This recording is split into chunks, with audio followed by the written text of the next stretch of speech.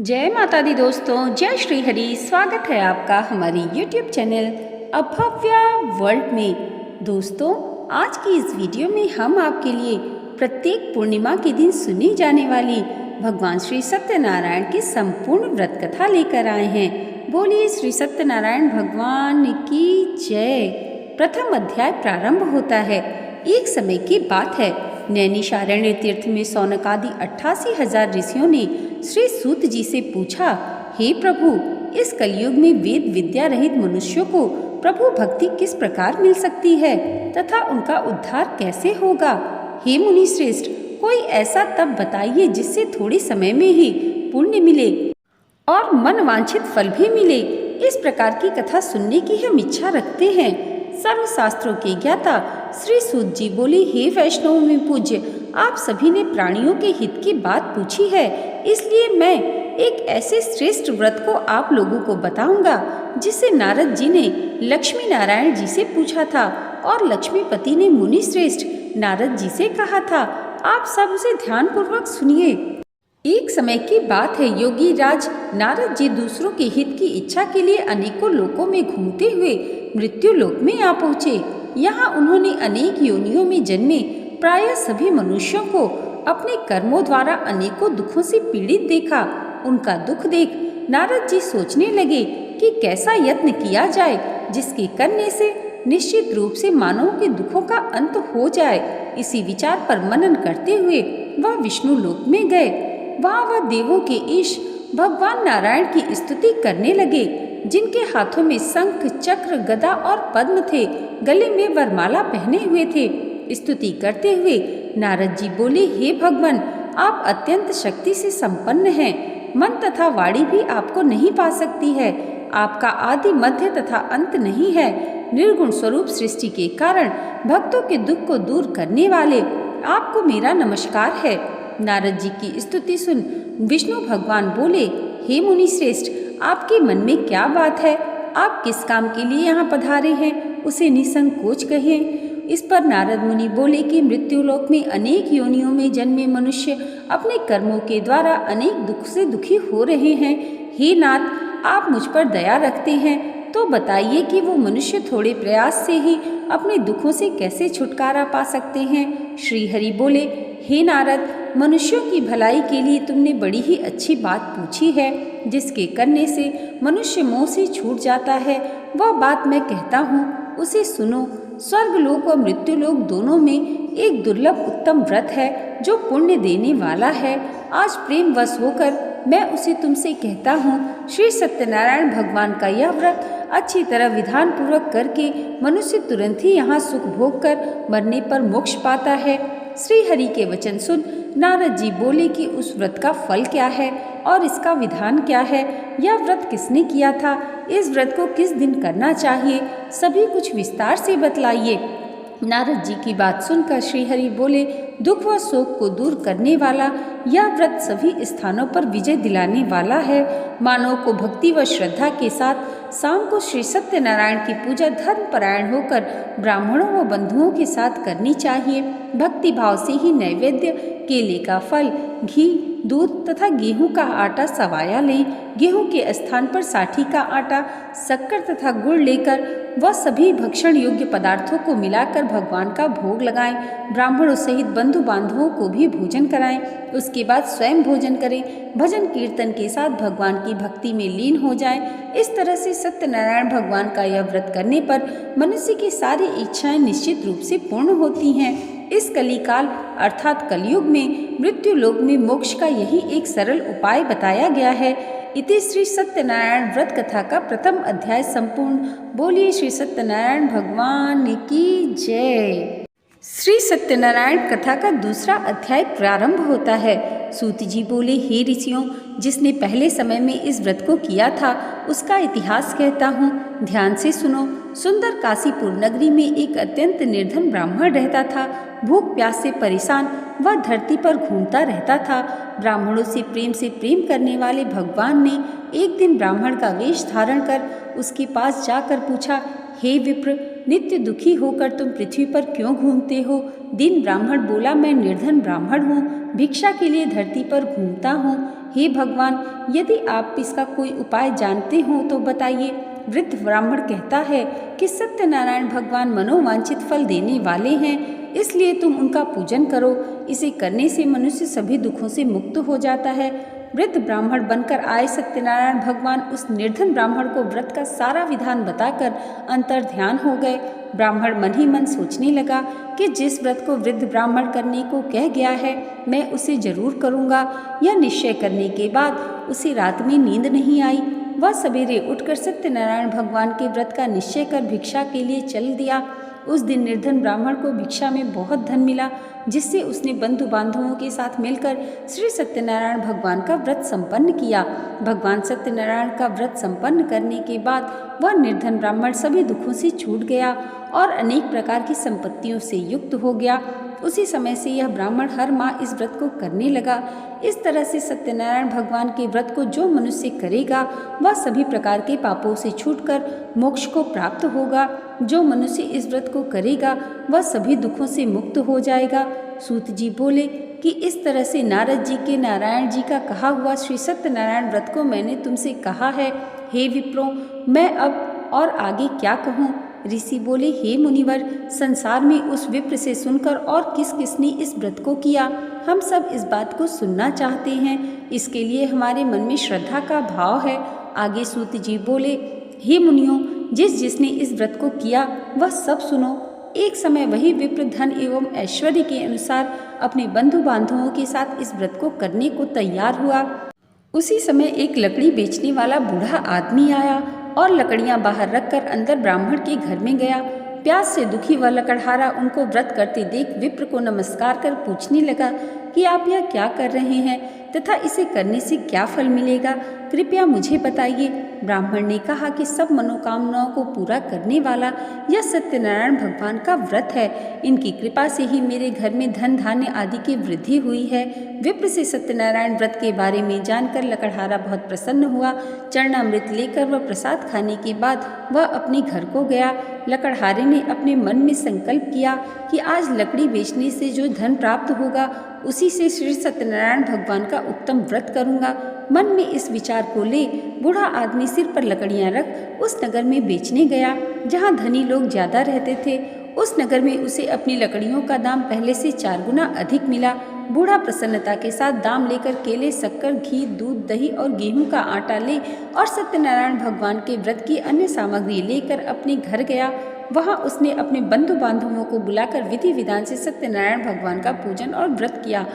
इस व्रत के प्रभाव से वह बूढ़ा लकड़हारा धन, पुत्र आदि से युक्त होकर संसार के समस्त सुख भोग अंतकाल में बैकुंठ धाम चला गया। इति श्री सत्यनारायण व्रत कथा का 2वां अध्याय संपूर्ण। बोलिए श्री सत्यनारायण भगवान की जय। भगवान श्री सत्यनारायण व्रत कथा का 3रा अध्याय प्रारंभ होता है। सूत जी बोले, हे श्रेष्ठ मुनियों, अब आगे की कथा कहता हूँ। पहले समय में उल्कामुख नाम का एक बुद्धिमान राजा था। वह सत्यवक्ता और जितेंद्रिय था। प्रतिदिन देव स्थानों पर जाता और निर्धनों को धन देकर उनकी कष्ट दूर करता था। उसकी पत्नी कमल के समान मुख वाली तथा सती साध्वी थी। भद्रशिला नदी के तट पर उन दोनों ने श्री सत्यनारायण भगवान का व्रत किया। उसी समय साधु नाम का एक वैश्य आया। उसके पास व्यापार करने के लिए बहुत सा धन भी था। राजा को व्रत करते देख वह विनय के साथ पूछने लगा, हे राजन, भक्ति भाव से पूर्ण होकर आप यह क्या कर रहे हैं? मैं सुनने की इच्छा रखता हूँ, तो आप मुझे बताइए। राजा बोला, हे साधु, अपने बंधु बांधवों के साथ पुत्रादि की प्राप्ति के लिए एक महाशक्तिमान श्री सत्यनारायण भगवान का व्रत व पूजन कर रहा हूँ। राजा के वचन सुन साधु आदर से बोला, हे राजन, मुझे इस व्रत का सारा विधान कहिए। आपके कथनानुसार मैं भी इस व्रत को करूँगा। मेरे भी संतान नहीं है और इस व्रत को करने से निश्चित रूप से मुझे संतान की प्राप्ति होगी। राजा से व्रत का सारा विधान सुन व्यापार से निवृत्त हो वह अपने घर को गया। साधु वैश्य ने अपनी पत्नी को संतान देने वाले इस व्रत का वर्णन कह सुनाया और कहा कि जब मेरी संतान होगी तब मैं इस व्रत को करूँगा। साधु ने इस तरह के वचन अपनी पत्नी लीलावती से कहे। एक दिन लीलावती पति के साथ आनंदित हो सांसारिक धर्म में प्रवृत्ति होकर सत्यनारायण भगवान की कृपा से गर्भवती हो गई। 10वें महीने में उसके गर्भ से एक सुंदर कन्या ने जन्म लिया। दिनों दिन वह ऐसे बढ़ने लगी जैसे कि शुक्ल पक्ष का चंद्रमा बढ़ता है। माता पिता ने अपनी कन्या का नाम कलावती रखा।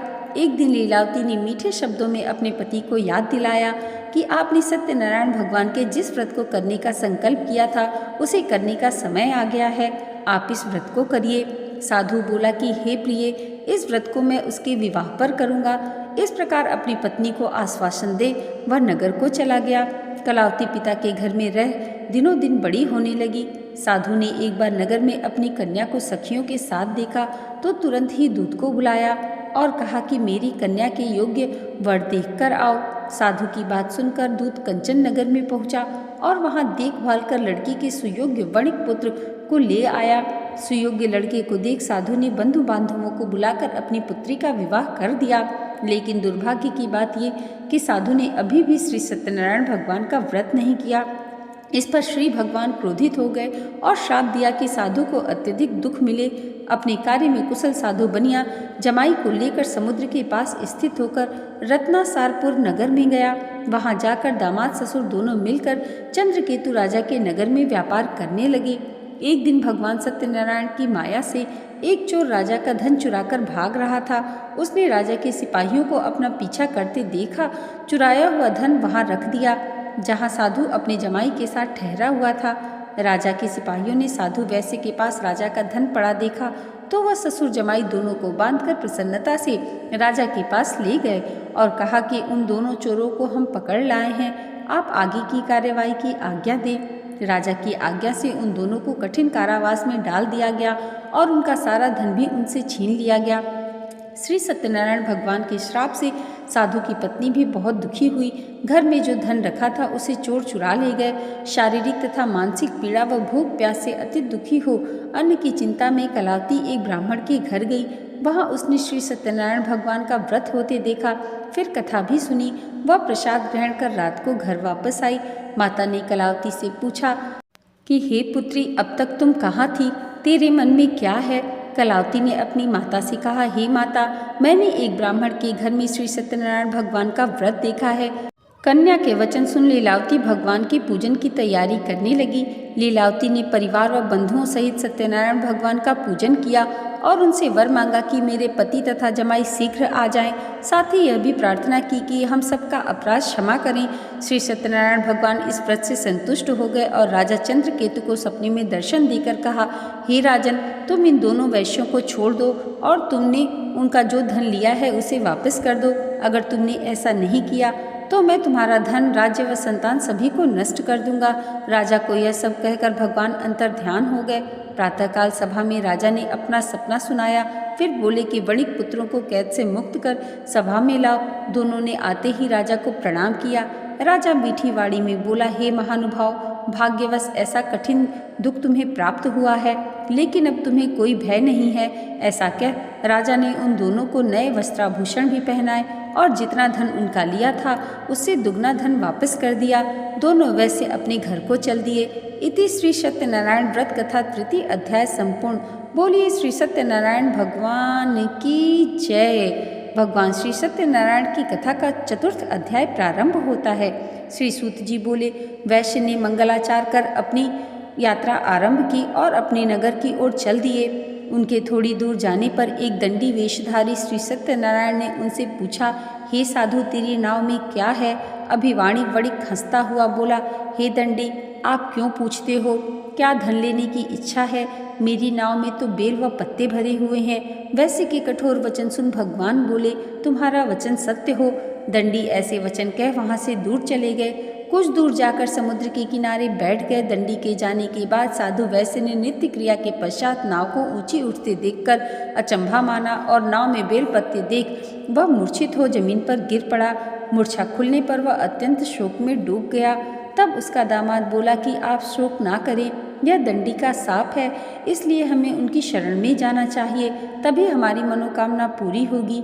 दामाद की बात सुनकर वह दंडी के पास पहुंचा और अत्यंत भक्तिभाव से नमस्कार करके बोला, मैंने आपसे जो असत्य वचन कहे थे उनके लिए मुझे क्षमा कर दें। ऐसा कहकर महान शोकातुर हो रोने लगा। तब दंडी भगवान बोले, हे वणिक पुत्र, मेरी आज्ञा से बार बार तुम्हें दुख प्राप्त हुआ है, तो मेरी पूजा से विमुख हुआ। साधु बोला, हे भगवान, आपकी माया से ब्रह्मा आदि देवता भी आपके मूल रूप को नहीं जानते, तब मैं अज्ञानी कैसे जान सकता हूँ। आप प्रसन्न होइए। अब मैं सामर्थ्य के अनुसार आपकी पूजा करूँगा। मेरी रक्षा करो और पहले के समान नौका में धन भर दें। साधु वैश्य के भक्तिभाव वचन सुनकर भगवान प्रसन्न हो गए और उसकी इच्छानुसार वरदान देकर अंतर्ध्यान हो गए। ससुर जमाई जब नाव पर आए तो नाव धन से भरी हुई थी। फिर वहीं अपने अन्य साथियों के साथ सत्यनारायण भगवान का पूजन कर अपने नगर को चल दिए। जब नगर के समीप पहुँचे तो दूत को घर पर खबर करने के लिए भेज दिया। दूत साधु की पत्नी को प्रणाम कर कहता है कि मालिक अपने दामाद सहित नगर के निकट आ गए हैं। दूत की बात सुन साधु की पत्नी लीलावती ने बड़े हर्ष के साथ सत्यनारायण भगवान का पूजन कर अपनी पुत्री कलावती से कहा कि मैं अपने पति के दर्शन को जाती हूँ, तू कार्य पूर्ण कर शीघ्र आ जा। माता के ऐसे वचन सुन कलावती जल्दी में प्रसाद छोड़ अपने पति के पास चली गई। प्रसाद की अवज्ञा के कारण श्री सत्यनारायण भगवान रुष्ट हो गए और नाव सहित उसके पति को पानी में डुबो दिया। कलावती ने अपने पति को वहां न पाकर रोती हुई जमीन पर गिर पड़ी। नौका को डूबा हुआ देख वह कन्या को रोता हुआ देख साधु दुखी होकर बोला कि हे प्रभु, मुझसे तथा मेरे परिवार से जो भूल हुई है उसे क्षमा करें। साधु के दीन वचन सुनकर श्री सत्यनारायण भगवान प्रसन्न हो गए और आकाशवाणी हुई, हे साधु, तेरी कन्या मेरे प्रसाद को छोड़कर आई है, इसलिए उसका पति अदृश्य हो गया है। यदि वह घर जाकर प्रसाद खाकर लौटती है तो इसे उसका पति अवश्य मिलेगा। ऐसी आकाशवाणी सुन कलावती घर पहुंचकर प्रसाद ग्रहण करती है और फिर आकर अपने पति के दर्शन करती है। इसके बाद साधु अपने बंधु बांधवों सहित श्री सत्यनारायण भगवान का विधि विधान से पूजन करता है तथा इस लोक में सुख भोग व अंत में स्वर्ग को जाता है। इति श्री सत्यनारायण व्रत कथा का चतुर्थ अध्याय संपूर्ण। बोलिए श्री सत्यनारायण भगवान की जय। श्री सत्यनारायण भगवान की कथा का पंचम अध्याय प्रारंभ होता है। सूत जी बोले, हे ऋषियों, मैं और भी एक कथा सुनाता हूँ, उसे भी ध्यानपूर्वक सुनो। प्रजापालन में लीन तुंगध्वज नाम का एक राजा था। उसने भी भगवान का प्रसाद त्याग कर बहुत ही दुख प्राप्त किया। एक बार वन में जाकर वन्य पशुओं को मारकर वह बड़ के पेड़ के नीचे आया। वहाँ उसने ग्वालों को भक्तिभाव से अपने बंधु बांधवों सहित सत्यनारायण भगवान का पूजन करते देखा। अभिमानवश राजा ने उन्हें देखकर भी पूजा स्थान में नहीं गया और ना ही उसने भगवान को नमस्कार किया। ग्वालों ने राजा को प्रसाद दिया, लेकिन उसने वह प्रसाद भी नहीं खाया और प्रसाद को वहीं छोड़ वह अपने नगर को चला गया। जब वह नगर में पहुंचा तो वहां सब कुछ तहस नहस हुआ पाया, तो वह शीघ्र ही समझ गया कि यह सब भगवान ने ही किया है। वह दोबारा ग्वालों के पास पहुंचा और विधि पूर्वक पूजा करके प्रसाद खाया तो श्री सत्यनारायण भगवान की कृपा से सब कुछ पहले जैसा हो गया। दीर्घकाल तक सुख भोगने के बाद मरणोपरांत उसे स्वर्गलोक की प्राप्ति हुई। जो मनुष्य परम दुर्लभ इस व्रत को करेगा तो भगवान सत्यनारायण की अनुकंपा से उसे धन धान्य की प्राप्ति होगी। निर्धन धनी हो जाता है और भयमुक्त हो जीवन जीता है। संतानहीन मनुष्य को संतान सुख मिलता है और सारे मनोरथ पूर्ण होने पर मानव अंतकाल में वैकुंठ को जाता है।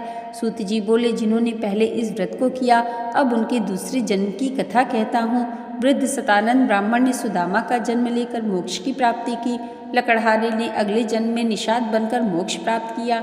उल्कामुख नाम का राजा दशरथ होकर बैकुंठ को गए।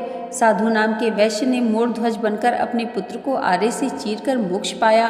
महाराज तुंगध्वज ने स्वयंभू होकर भगवान में भक्ति युक्त हो कर्म कर मोक्ष पाया। इति श्री सत्यनारायण व्रत कथा का पंचम अध्याय संपूर्ण। बोलिए श्री सत्यनारायण भगवान की जय। दोस्तों, आज की ये वीडियो अगर आपको अच्छी लगी हो तो कमेंट बॉक्स में जय श्री सत्यनारायण भगवान ज़रूर लिखिएगा और इसे लाइक और हमारे चैनल पर पहली बार आए हैं तो सब्सक्राइब करना मत भूलिएगा। भगवान श्री सत्यनारायण की कृपा आप सबके जीवन पर सदैव ऐसे ही बनी रहे, इसी मंगल कामना के साथ मिलते हैं अगले वीडियो में।